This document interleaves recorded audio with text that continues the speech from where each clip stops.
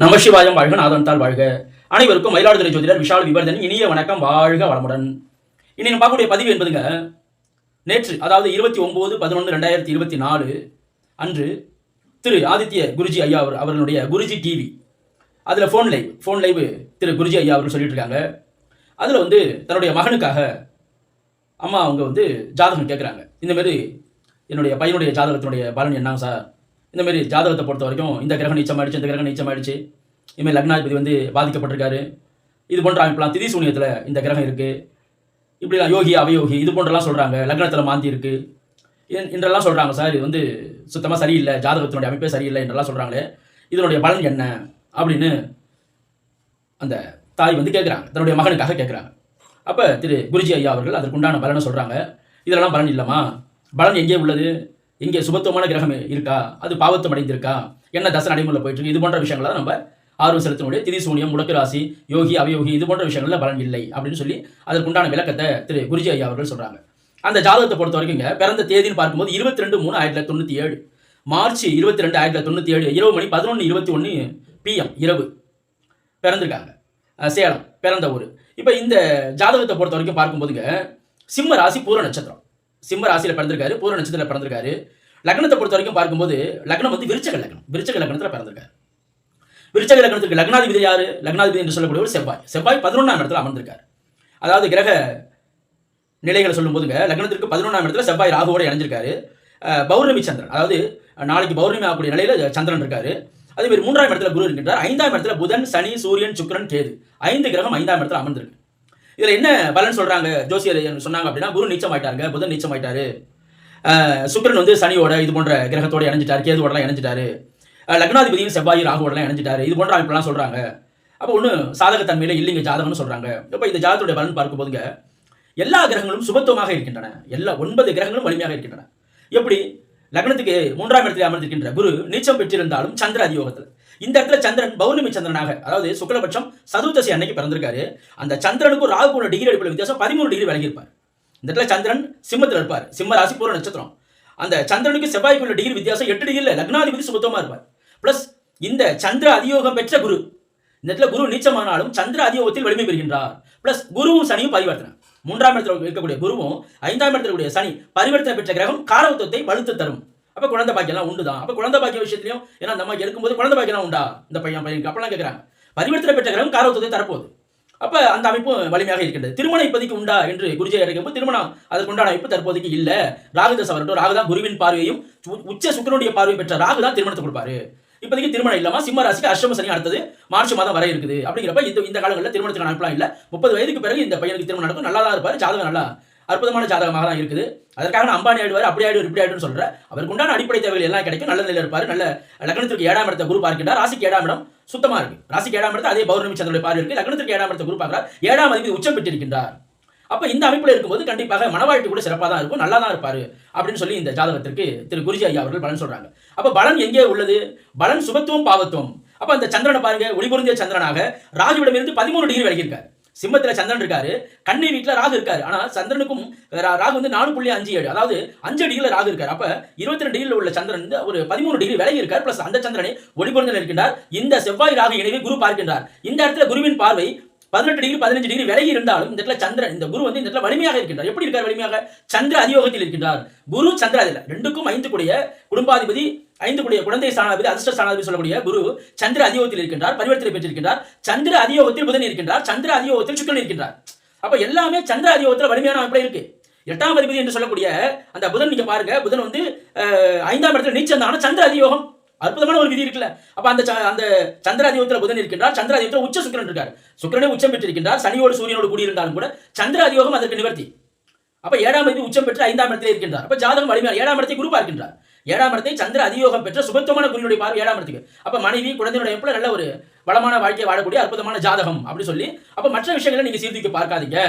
திதி சூனியம், முடக்கு ராசி, யோகி அவயோகி, கரணநாதன் இது போன்ற விஷயங்கள்ல பலன் இல்லை.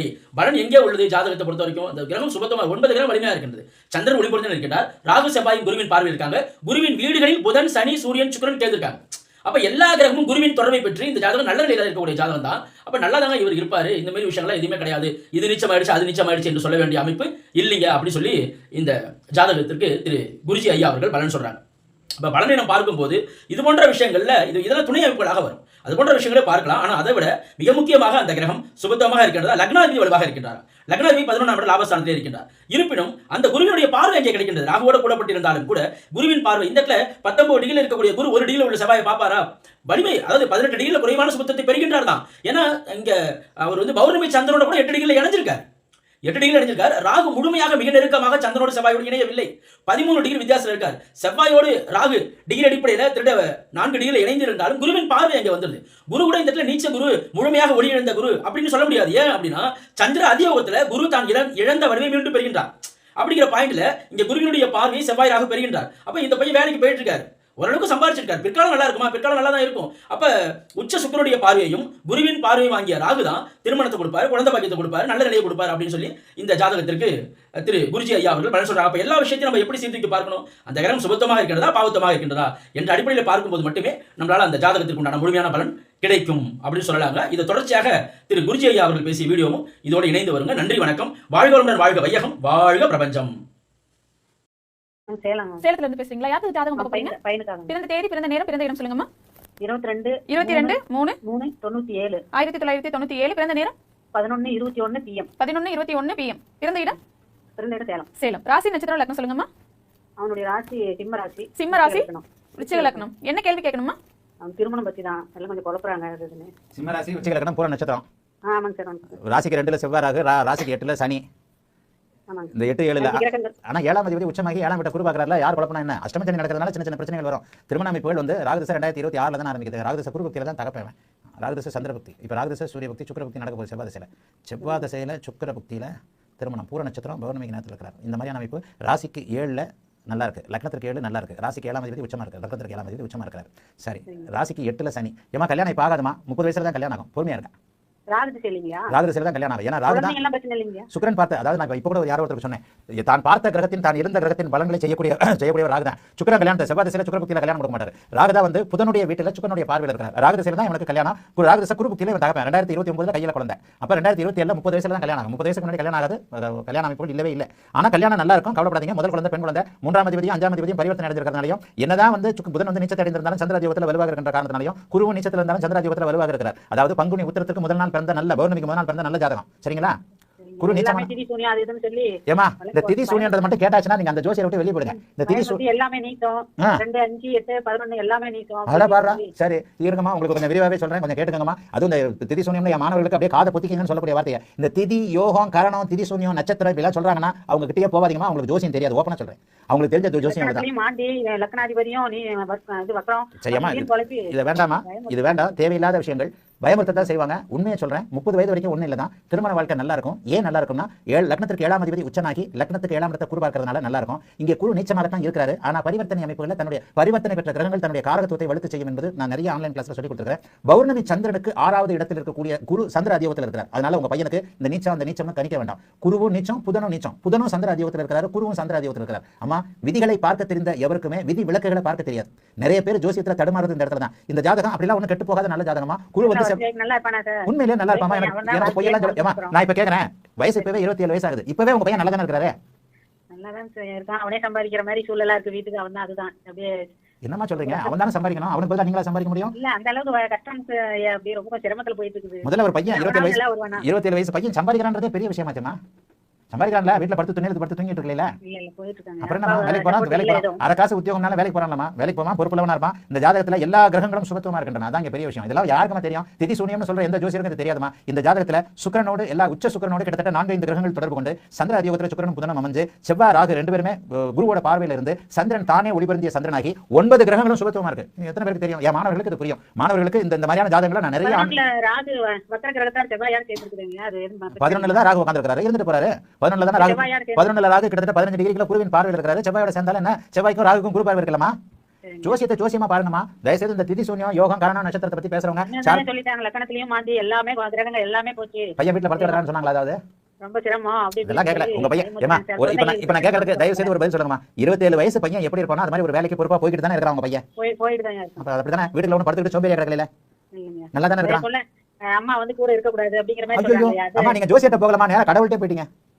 எங்க எந்த ஊர்மா ஜோசியர் நீங்க கேட்ட ஜோசியர் பேர சொல்லிடுங்க. சேலம் தாங்க. சரி. பாலகாதிபதி ஆ, அவயோகி சந்திரன் ஐயோ பயங்கரமான ஜோசியர்ட்ட போயிருக்கீங்க. ஜோசியர்ட்ட போல சப்போர்ட் பண்ணல ஏதோ. நேரா கடவுள்கிட்ட போயிட்டீங்க. ஏமா 27 வயசு பையன் 30 வயசுல தான் நல்லா இருப்பான். அஷ்டம சனி வந்து ஏதாவது என்னதான் பௌர்ணமியில பிறந்திருந்தாலும் வேலை அமைப்புல செட்டில் ஆக கூடாது. 30 வயசுல அஷ்டம சனி முடியுது. இந்த பையன் அத்தனை கிரகங்களும் சுபத்தமா இருக்குது. உண்மையை சொல்றேன், இந்த லைவ் மூலமா இந்த லைவை என்கிட்ட பதில் கேட்கறதுக்காக ஒரே நேரத்துல 30,000 பேருக்கு மேல போன் ட்ரை பண்றீங்க. ஒரே நேரத்துல 1000 பேருக்கு மேல யூடியூப்ல இந்த லைவை கேட்டுட்டு இருக்கீங்க. இவ்வளவு பேருக்கு சேர்த்து நான் சொல்றது இந்த மாதிரியான ஜோதிடம் தான் சரியில்லைன்னு நான் சொல்றேன். திதி யோகம் இப்படி இருக்கு, கரணம் அப்படி இருக்கு, சூன்யம் இப்படி இருக்கு, லக்னத்துல மாந்தி உட்கார்ந்து இதெல்லாம் ஜோதிடமே இல்லமா. நான் இப்போது சொல்லுகின்ற அமைப்பின் அடிப்படையில் உங்க புள்ள நல்லா தானே இருக்கா?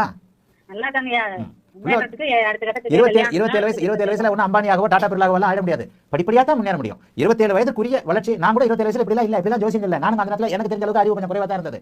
அந்தந்த வயதை கேட்டா கூட தான் பிள்ளைகள் நல்லா இருக்கும். நான் சொல்வது உங்களுக்காக உங்களுக்கு புரியாது, ஆனா என்னுடைய மாணவர்களுக்கு இது புரியும். இந்த மாதிரியான 1997 பிறந்த ஜாதகத்துல எல்லா கிரகமும் அடிபட்டு போயிருக்கும். இந்த ஜாதகம் 9 கிரகங்களும் வலுவாக இருக்கக்கூடிய யோக ஜாதகம். 9 கிரகம் எப்படி வலுவா இருக்கு? போட்டு இல்லைங்க. அதுதான் என்னையும் கூட இருக்க கூடாதுன்னு சொன்னாங்களா, அதுதான் ஒரு பயமா அதிகம். ஏமா கடகத்தை போய் ஏமா உங்க ஊர்ல ஜோசியர்களுக்கு எங்க பார்த்தாலும் அப்பா கூட இருக்க கூடாது, ஆத்தா கூட இருக்க கூடாது, ஹாஸ்டல்ல சேர்த்து இப்படி தான் வாயில வருது. ஜோசியம் பார்க்க போவாதீங்கம்மா. அதாம்மா உண்மை. கடகத்தை குரு பார்த்து கடகாதிபதி சந்திரன் பௌர்ணமியாக இருக்கின்ற அந்த ஜாதகத்துல பெத்த தாயை இவன் பிரியவே மாட்டாமா. உங்க மேல ரொம்ப பாசக்காரன் அவன். ஆமாங்க. உங்க மேல ரொம்ப பாசக்காரன். ஏத்து பேசிட்டால அடுத்த நேரம் உடையாந்து உங்க மேல ரொம்ப பாசக்காரமா உங்க சேலை பிடிச்சிட்டே தெரியும். ஏன்னு சொன்னா காரகன் ஆதிபத்தியம் எல்லாமே வலுவா இருக்கு. அதாவது ஆதிபத்திய 4ஆம் அதிபதி பரிவர்த்தனையில் இருக்கிறார். காரகன் அந்த சந்திரன் பௌர்ணமிக்கு பக்கத்துல பிறந்திருக்கிறார். 4 தாயை குறிக்கக்கூடிய வீடு ஆதிபத்திய வீடு சனியுடைய வீடு வலுவாக இருக்கிறது. கடகம் வந்து குருவின் பார்வையில் இருக்குது. நீங்களும் தீர்க்காயில இருப்பீங்கம்மா. அந்த பிள்ளையை பிடிச்சிட்டு போறது, பிள்ளைய கொண்டு ஹாஸ்டல்ல சேர்த்து இல்ல பிள்ளைய கொண்டு தத்து கொடுத்துரு, இதெல்லாம் ஜோசியமே கிடையாதுமா. இந்த பையன் தீர்க்காயில இருப்பான். நீங்களும் கொஞ்சம் ரொம்ப நாள் ஒரு 60-80 வயது வரைக்கும் இருக்கக்கூடிய அமைப்புகள் இருக்கு. இந்த பையனை பிரியக்கூடிய அமைப்பு இல்ல. 27 வயசு பையனை பிரிஞ்சுட்டு கல்யாணம் போய் கட்டுறது ஜோசியர் கல்யாணம் பண்ணி பாரா வெளியில